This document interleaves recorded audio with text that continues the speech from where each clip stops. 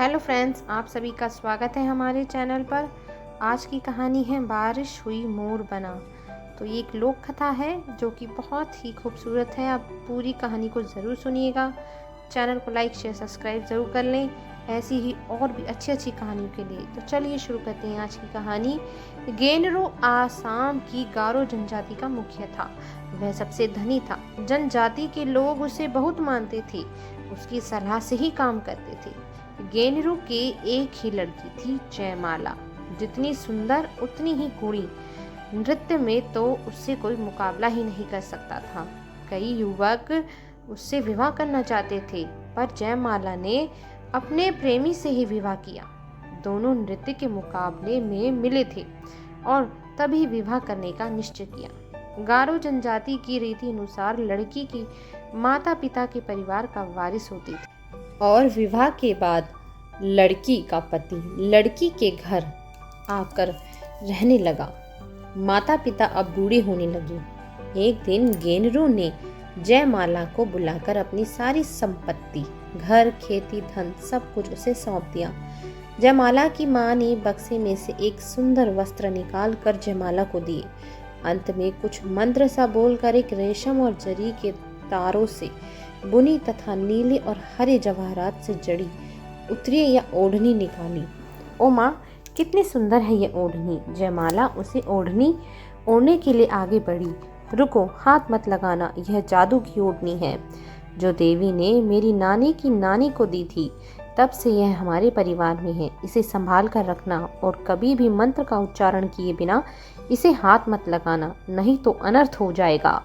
और माँ ने जयमाला को मंत्र सिखाया। मंत्र सीखकर जयमाला ने ओढ़नी ओढ़ी। जयमाला पहले से भी सुंदर लगने लगी। कुछ दिन बाद जयमाला के माता पिता का निधन हो गया। जयमाला उदास हो गई। उसका पति उसे खुश रखने का प्रयत्न करता, हर समय उसके साथ रहता। दोनों मिलकर हर कार्य को करते।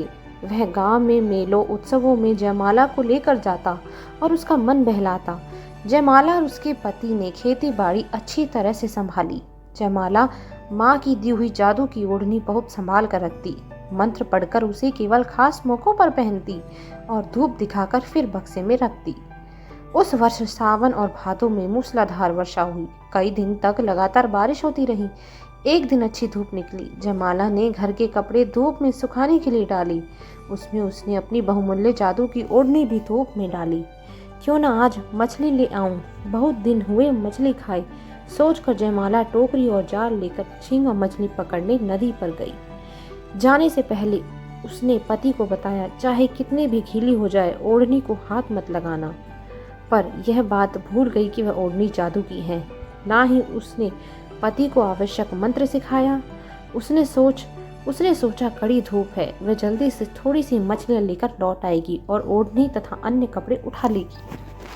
अभी जयमाला ने कुछ ही मछलियाँ पकड़ी थीं कि देखते ही देखते आकाश में काले बादलों से ढक गया। बादल की गड़गड़ाहट और बिजली की कड़कड़ाहट में पानी बरसने लगा। जयमाला के पति ने देखा कपड़े गीले हो रहे हैं।